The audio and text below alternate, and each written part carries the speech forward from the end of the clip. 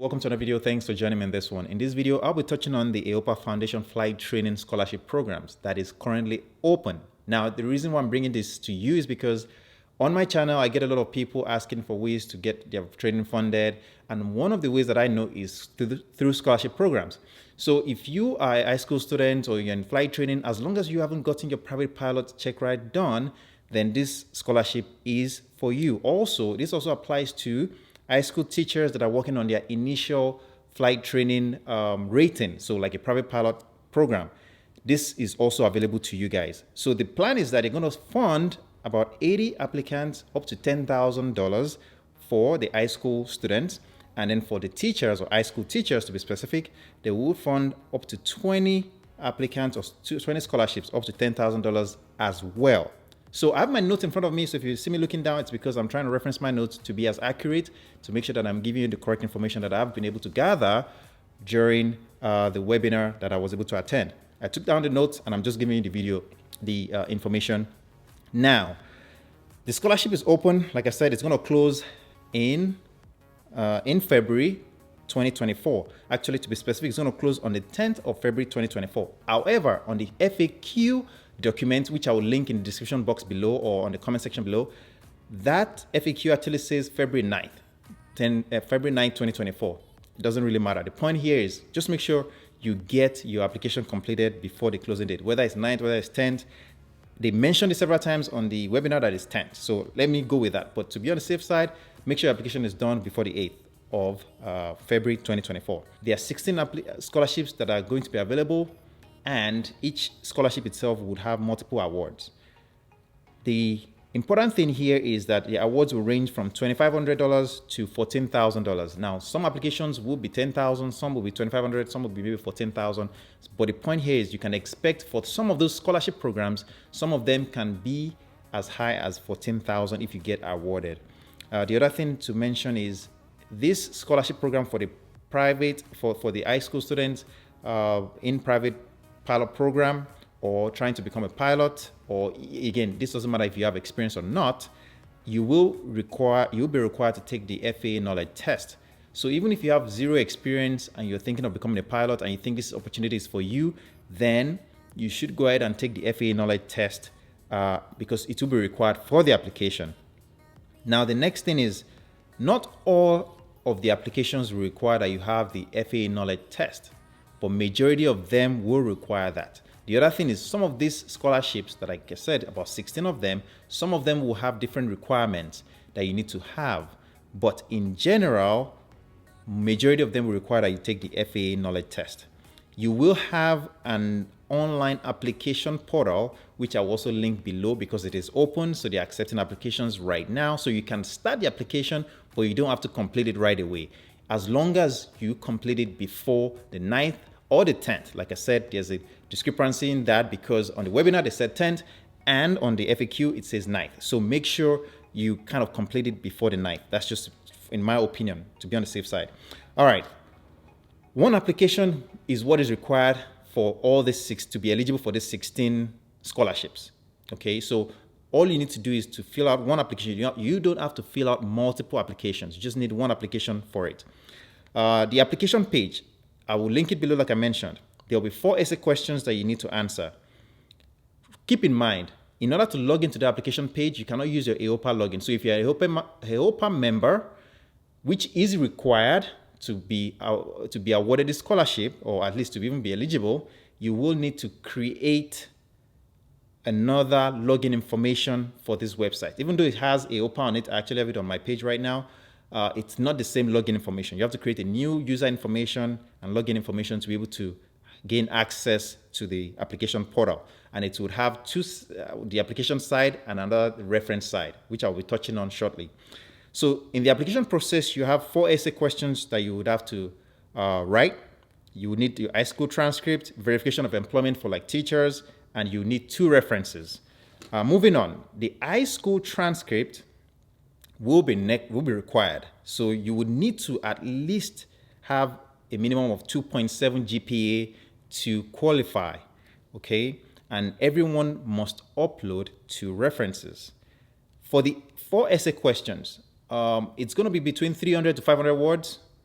but there's going to be a limit, okay? So if it's 300 words, make sure you don't exceed it. If it's 500, make sure you do not exceed it, because there is no benefit to you going above and beyond, giving them, even though it's stated that you need 500, the minimum is 300, but then you write a bunch of pages. No, sorry, I take that back. The maximum is 300 or 500, okay? So there is no benefit to you going way above the limit, because that may also even hurt you. So you just have to be careful, okay? If you need to just finish your point to pass on the information, that might be okay, but do not just go extensively beyond what is stated, okay? Moving on. Show your passion for aviation. I've mentioned this in the past about writing your essays, okay? Make sure that you can show your passion, you can convey that you're passionate about the aviation world. Tell them about yourself, sell yourself. Whether you want to fly professionally or for fun, it doesn't matter. But the point here is be yourself, but also make sure you can pass along to them how passionate you are about aviation.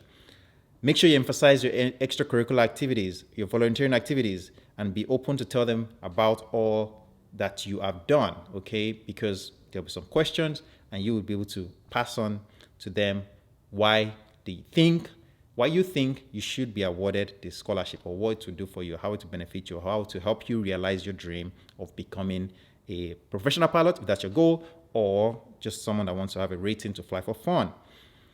All right, references.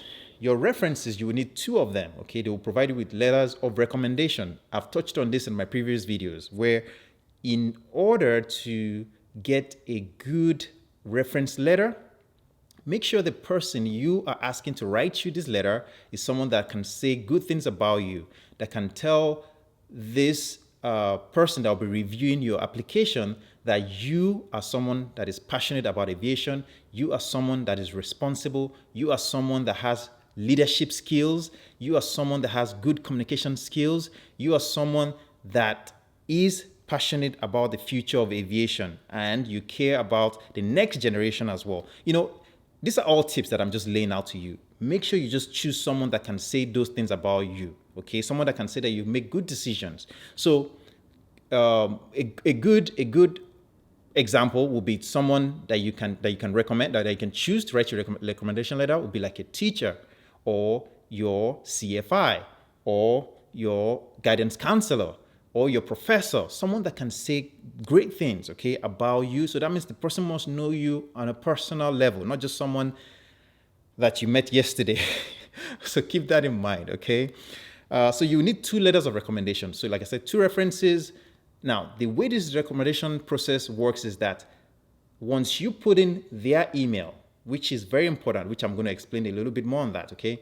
They will get a notification or an email or an email to log in and provide the recommendation letter for you, okay?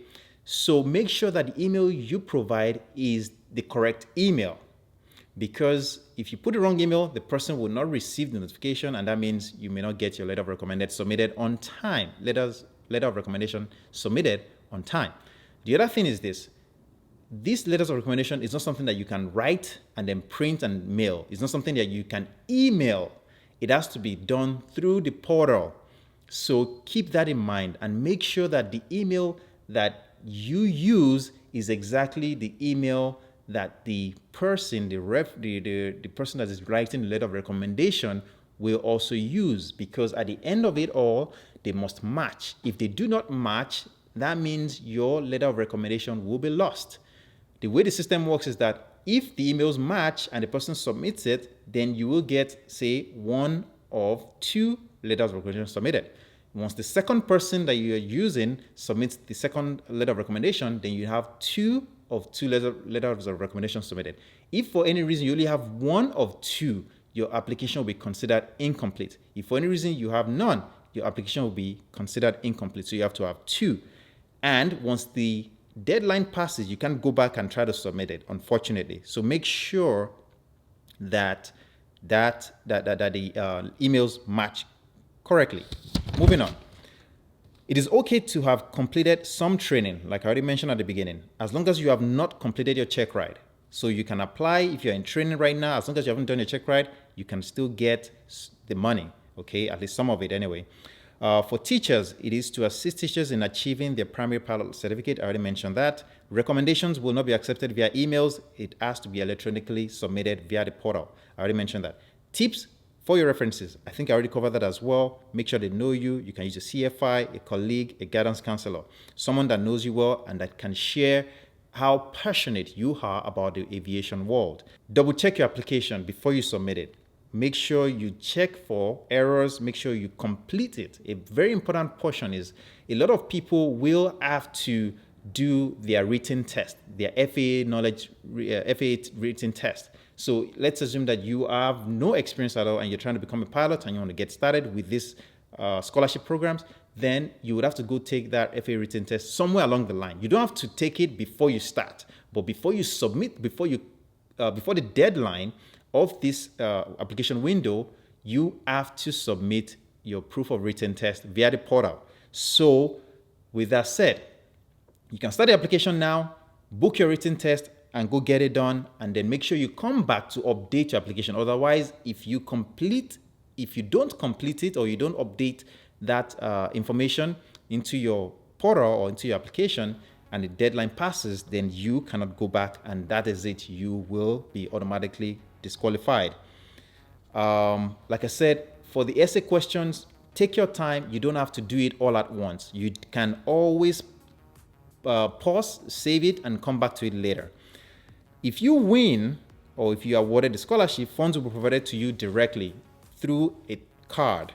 You would have 12 months from the time of award to obtain rating and use the scholarship funding.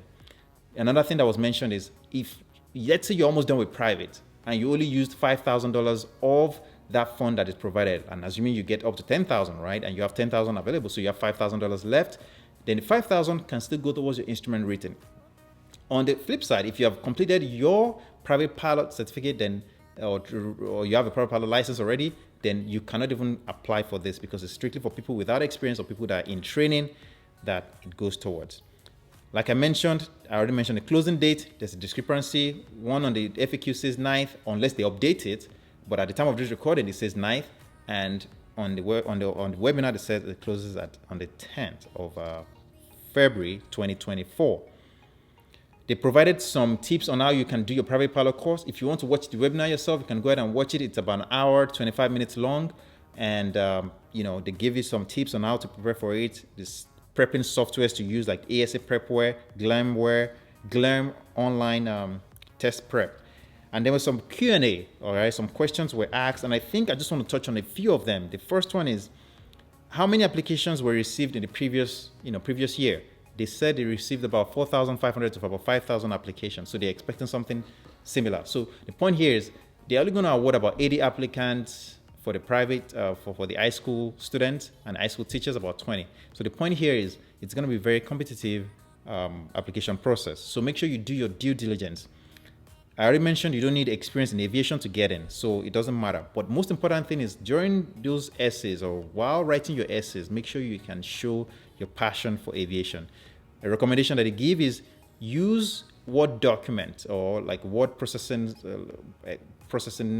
application to check for errors and make sure that it's well written. Ask people to review your essays to make sure you convey exactly what you want to convey. Okay, you want to make sure that you put your best foot forward. I think I use that phrase a lot. But anyway, the point here is this is a great opportunity. Spend time going over your application. The application window just opened up. So make sure you drop a like. Don't forget to subscribe to the channel. And I think that is all. I think I covered everything that I wanted to cover in this video. I'll see you in the next one.